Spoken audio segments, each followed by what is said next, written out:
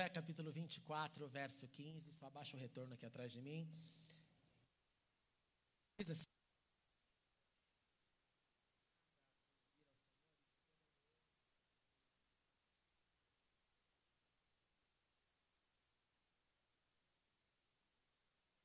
aos deuses dos amorreus em cuja terra vocês estão vivendo. Mas eu e a minha casa, ou eu e a minha família, serviremos ao Senhor. Oremos uma vez mais. Continue conosco, Senhor, nessa manhã tão gostosa. Nós aproveitamos para te louvar, a Deus, pela vida do Alexandre e pedir que o Senhor continue a usá-lo poderosamente, onde quer que os seus dons sejam manifestados. Prepara essa gravação, que seja um tempo abençoador, de gratidão por esses 10 anos de serviço ao teu reino. Continue também agora com as nossas crianças, Senhor. Elas estão recebendo a palavra, as boas notícias. Abençoe os professores e cada um dos nossos pequeninos. E continue a falar em nosso coração, pois oramos e esperamos em Ti, em nome de Jesus. Amém e amém. Podem vos assentar, meus irmãos. Nós estamos continuando a série, como disse, chamada Combata o Bom Combate. Você que não esteve aqui ou que não pôde assistir toda a série, ela já está online nas redes sociais. Você poderá acompanhá-las para entender tudo que temos discutido nesse mês. Mas para começar essa conversa, eu convido você a ouvir uma parábola da modernidade.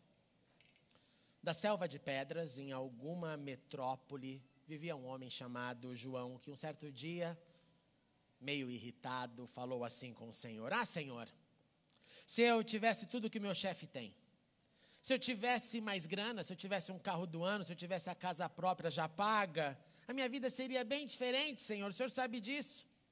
E se eu tivesse tudo isso, Senhor, e mais alguns itens, aí então eu poderia te servir com tranquilidade, eu poderia curtir a vida com a minha família, eu poderia viajar, planejar. Senhor, se tudo isso tivesse na minha vida, eu realmente seria mais feliz.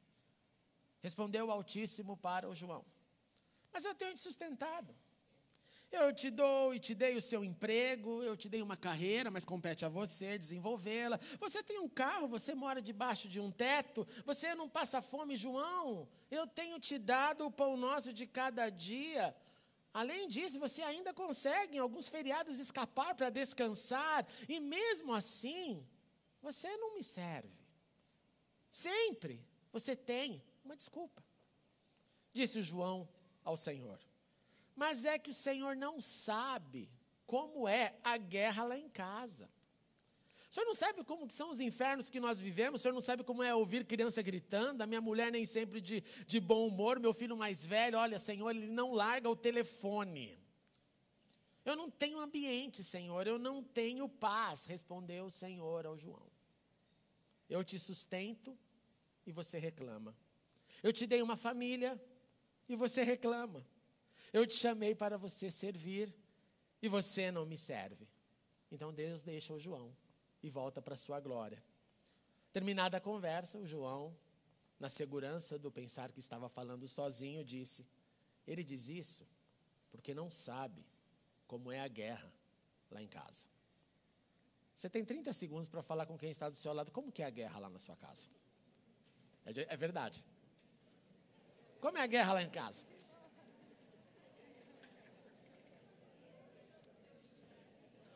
Não é para falar, é você a culpa da minha guerra. Eu já falei, né, Márcia? A guerra. Criança gritando, falta de bom humor, celular, já foi revelado, estão me dizendo aqui já. Né? Quando a Andrezinha acorda de madrugada, é a guerra lá em casa, né, Marta? A gente conhece essas coisas, né?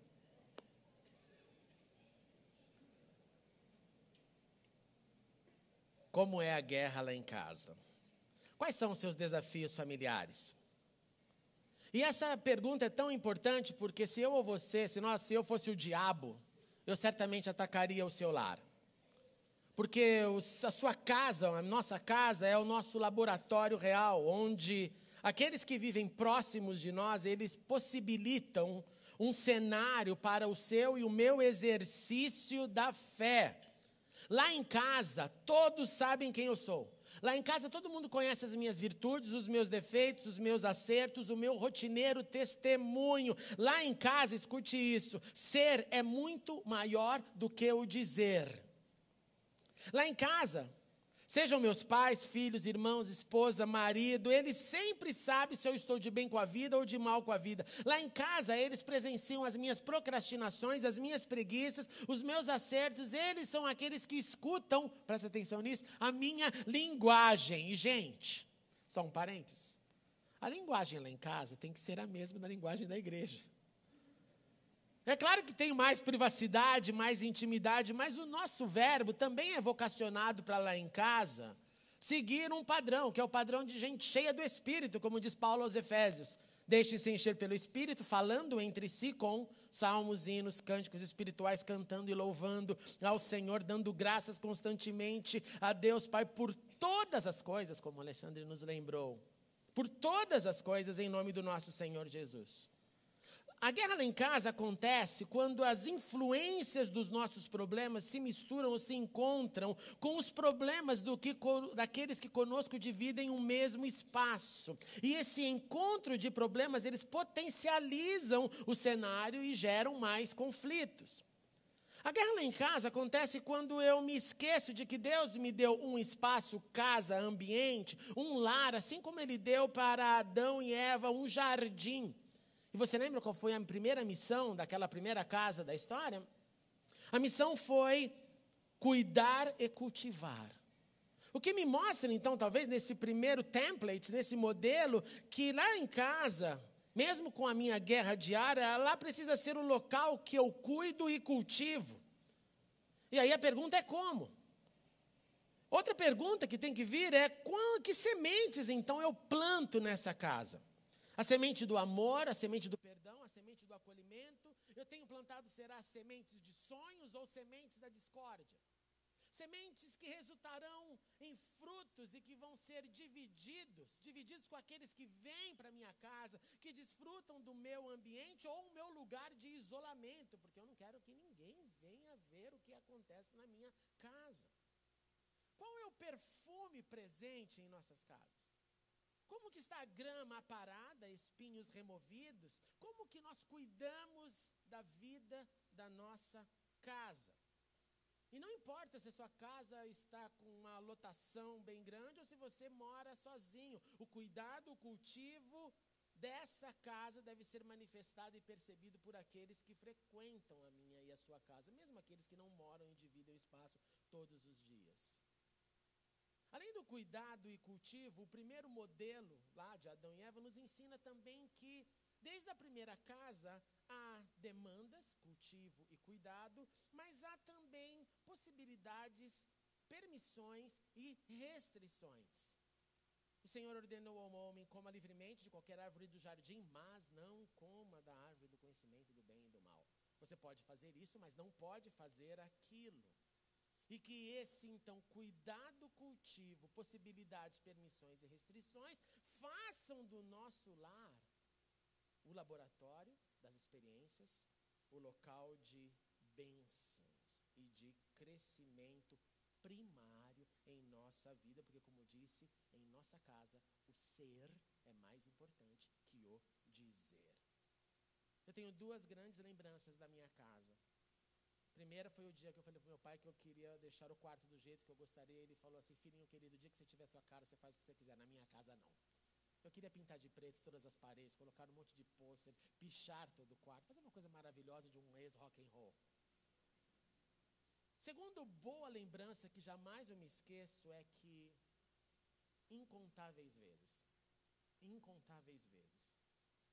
eu presenciei, mesmo sem entender, todo mundo que entrava na minha casa olhava para minha mãe e falava assim: o que a sua casa tem? O que a sua casa tem? Que diferença tem nessa casa? E era numa casa simples, numa periferia, lá em São Bernardo. O que tem na sua casa? E minha mãe respondia, sem perder um segundo: nós temos Jesus nessa casa. Lá em casa, além das guerras do dia a dia, das testemunhas oculares que ajudam-me a entender o que e quem eu sou de verdade, é o ambiente do meu renovo, da minha alegria e também de dividir as minhas tristezas, as minhas dificuldades. E que seja a nossa casa, o nosso lugar seguro, independente do que esteja acontecendo lá fora. Porque já que Deus habita em nós, e já que Deus então habitando em nós, habita em nossas casas, essa presença dele tem que fazer dos nossos lares um lugar especial, mesmo quando eu saio dele para enfrentar guerras lá fora. E mesmo quando eu volte para ele e guerras estejam me esperando. A conclusão da serenidade é de que sim, não são só as guerras lá em casa, são as guerras lá em casa, as guerras na rua, as guerras da vida, as guerras, o cenário onde vivemos. O local principal onde eu aprendo a ser servo das pessoas e servo de Deus. O meu e o seu quartel-general de decisão para existir para a glória de Deus. Mas como aconteceu na parábola do João, nós podemos estar vivendo com a mesma constatação. A gente sabe na teoria, mas no final a gente diz para Deus, talvez sem dizer, é que o Senhor não sabe como é a guerra lá em casa. Com isso em mente, nós podemos entrar no contexto do que lemos. Livro de Josué, Josué que foi o sucessor de Moisés, Moisés que foi o principal profeta de Israel. Depois de ter andado juntamente com Moisés por muitas décadas, Josué foi designado por Deus como o sucessor. Deus atesta sobre a vida de Josué dizendo, este homem tem o Espírito de Deus. Ele precisou de muita coragem, precisou Deus falar, repetir 3 vezes para ele, Josué, tenha coragem, tenha coragem, tenha coragem, tenha força, tenha coragem, tenha força, tenha coragem. Então somente tenha força e tenha coragem. Sua missão específica era, primeiro, ensinar ao povo sobre a santificação e fé. Lembre daquele versículo muito famoso em nossos corações, santificai-vos, pois amanhã o Senhor fará maravilhas entre vós. Primeira missão de Josué, sua missão era atravessar o Jordão, depois de 40 anos de deserto e depois de centenas de anos de escravidão. Sua missão era entrar na terra prometida, dizendo para os seus seguidores, sigam-me. A sua missão era combater muitos combates, muita luta, era manter o povo fiel a Deus, era tomar posse da terra. Josué vê ao vivo e a cores aquilo que Abraão, Isaque e Jacó simplesmente esperaram com fé. Josué é quem vê todas as promessas dos patriarcas acontecerem ao vivo e a cores. Sua missão, além de então tomar posse da terra, era depois dividi-la entre as tribos de Israel. E tudo isso pela força do Senhor, obedecendo a sua palavra, mantendo a coragem e a força. E ao completar a sua missão, os seus combates, chega o momento da sua aposentadoria e ele então reúne todo mundo e ele diz o negócio seguinte, Israel, agora temam o Senhor, sirvam-no, preste atenção, com integridade e fidelidade. Josué entende que para servir a Deus, antes da conversa se tornar a conversa do sagrado, precisa de integridade e fidelidade. Integridade que é sinônimo do tzadik, do justo, aquele que vive pela fé. E fidelidade para viver mantendo aquilo que diz crer na sua vida. Ele fala, olha, joguem fora os seus deuses, rompa com o passado de idolatria, esqueçam lá o que ficou lá além do Eufrates ou no Egito. Povo de Deus, sirva agora o Senhor. E aí chega no texto que lemos. Se porém lhes agrada, ele não impõe nada. Ele joga uma questão aí retórica, se vocês acham que convém servir ao Senhor, se vocês acham que convém talvez servir os deuses que os seus antepassados serviram, se vocês querem continuar do jeito que estão, eis o momento da decisão. Ele lança para todo mundo o convite dizendo, a decisão é sua. Porque a decisão da sua vida com Deus é sua. Ninguém pode tomar por você. Mas ele aí grita do fundo do seu coração, decidam pelo que quiserem, mas eu e a minha família, eu e a minha casa serviremos ao Senhor. Perceba, gente, durante o contexto de guerras da conquista, Josué e sua casa já estavam servindo a Deus. Aqui não é o começo do serviço. Nós não sabemos quem foi a sua família, nós não temos os nomes. Mas não é difícil imaginar o medo que qualquer família viveria num estado de guerras. Não é difícil perceber que alguém que despede do seu ente querido, dizendo, para onde você vai? Vai para o trabalho? Não, vou para a guerra. É uma despedida que traz peso, que traz ansiedade, que traz, será que ele irá voltar? Então a família já vivia com esse patamar, com esse padrão de ânsia, de Senhor, cremos em Ti, mas proteja. Josué, então, fazendo a parte dele, enquanto deixava sua família, ele colocava a sua vida em risco. Ele obedecia, mas sabia do risco. A sua família, então, servia crendo na proteção de Deus e na continuidade. Eles certamente sofreram grandes medos. Eu li o relato de um pai que perdeu seu filho em combate. O nome desse que faleceu é um soldado americano, sargento do exército americano, Christopher Domage, que foi morto em ação no dia 22/10/2011. Você tem a foto dele aí, ele estava numa operação contra o Talibã. E esse pai conta como era viver a dor do antes e viver a dor do depois.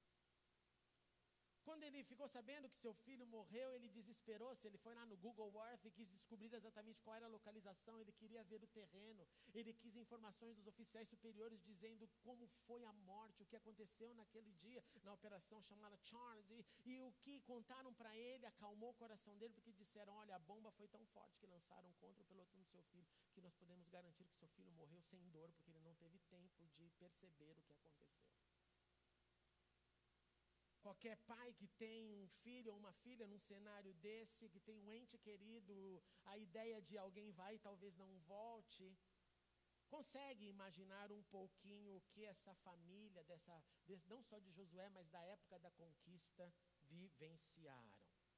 Mas haviam outros que no mesmo contexto viviam também a inconstância e a instabilidade que nós conhecemos, que é presente na vida dos filhos humanos, dos seres humanos, sobre quando confiar e quando não confiar. O fato é que, ao terminar o conflito físico, ao terminar o conflito militar, Josué declara a sua decisão. E a Bíblia dá um verso muito significativo quando diz que Josué se despediu do povo e que cada um foi embora para casa, e a Bíblia acrescenta, para a sua prosperidade. Eles estavam agora em casa, com seu terreno, com a sua tribo, com a sua segurança, com a sua vida. E o grande general de Israel morreu então com 110 anos de idade. E ele foi sepultado na mesma terra que ele recebeu como herança. O que manteve este servo de Deus fiel? Constante, vitorioso, no antes, no durante e no depois. O que foi que manteve essa força para combater guerras dentro e fora? A resposta me parece ser que Josué entendeu que servir a Deus é a forma de viver de um servo do Senhor. Ele deixa claro que esta era também a forma da sua família. Não era ele, não era somente um, mas era a decisão de todos, quando ele repete, eu e a minha casa serviremos. É uma continuidade. O nome de Josué originalmente é Oséias. Oséias significa salvação. Mas Moisés preferiu chamá-lo num ato profético, já dizendo Josué, e ele ouvia, quando ouvia seu nome, não é só salvação como Oséias, mas é o Senhor salva. O Senhor que te salva das guerras internas e externas. E o Senhor realmente salvou em todos os seus combates, pois ele estava combatendo. Servir a Deus é a solução para a guerra lá em casa, pois no servir, eu e você nos aproximamos de Deus e essa aproximação nos dá condições para enfrentar os nossos problemas com um Deus que salva, com uma sensibilidade que me leve para encarar os problemas e buscar as soluções, sem colocar embaixo do tapete as sujeiras da nossa vida.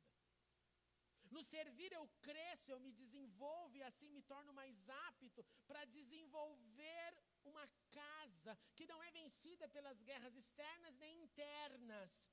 E o Deus que salva, manifestado no autor da salvação, Cristo Jesus, repete este mesmo padrão, de modo que isso não é só história das antigas páginas da Bíblia. Jesus, certa vez, chamou os seus discípulos e diz: vocês sabem que os governantes das nações as dominam, as pessoas importantes exercem poder sobre elas, mas entre vocês não será assim. Pelo contrário, quem quiser tornar-se importante entre vocês deverá ser servo. E quem quiser ser o primeiro, deverá ser o escravo. Como o Filho do Homem, que não veio para ser servido, mas para servir e dar a sua vida em resgate por muitos. Então, em nome de Jesus, eu quero dizer uma coisa: se você é daqueles que está orando, para Deus revelar o que você tem que fazer, pare com essa desculpa. Se você está justificando a sua inércia, porque Deus ainda não revelou, fale comigo no final do culto, que eu tenho uma lista de coisas para você fazer. Porque é impossível, eu não estou orando, Deus, que Deus não te falou. Olha ao seu redor. Olha ao seu redor e veja infinitas possibilidades. Infinitas, porque Deus é aquele que abre corações e fala em corações. Ontem nós tivemos aqui no Brasil The Sand, aquele movimento bonito de tocar essa geração para ir. E numa das orações eu estava ouvindo e lembrando da minha época, quando eu era mais novo, e ouvia o grito missionário dizendo: vá, entregue sua vida, vá. Eu falei: obrigado, Senhor, porque uma vez mais o Senhor está cutucando essa galera, que se não tomar cuidado, vai morrer atrás do telefone sem fazer nada. E quando você perguntar o que está fazendo, ele vai falar: estou orando, Deus ainda não me falou. Deus já tem nos chamado para sermos servos e servir para viver. Servir demanda constância, como constância é a demanda em nossas casas. Servir desenvolve o nosso domínio próprio, e domínio próprio é a base do nosso relacionamento familiar. Servir nos ensina paciência, e sem paciência nenhum relacionamento pode sobreviver. Servir nos mantém em ação, no cuidado, no cultivo. Nossas casas não podem deixar de ser cuidadas. Servir faz crescer a fé, pois quem serve aprende mais sobre depender de Deus nas guerras externas e internas da vida. E lá a fé nos faz crescer. E o Deus que nos sustenta como família continuará a nos sustentar. No servir está escondido todas as respostas. Não está contido todas as respostas e soluções. Eu repito, no servir não está contido. Mas certamente o servir me deixa mais sensível para eu ouvir a voz de Deus. E ouvindo a voz de Deus, eu tenho a coragem de enfrentar o que eu preciso enfrentar. De volta à parábola do João e da guerra lá em casa. Deus sabe tudo, sim, o que acontece. Deus sabe tudo o que aconteceu. Deus sabe tudo o que acontecerá na minha e na sua casa. Deus sabe do início até o último dia do que acontecerá em nossos lares. E Ele nos chama a dizer juntamente com Josué: eu e a minha casa serviremos ao Senhor.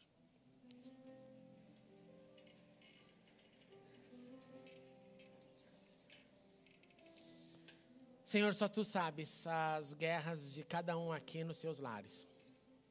Só o Senhor sabe, o Senhor tem exatamente cada detalhe, cada dificuldade, cada grande alegria.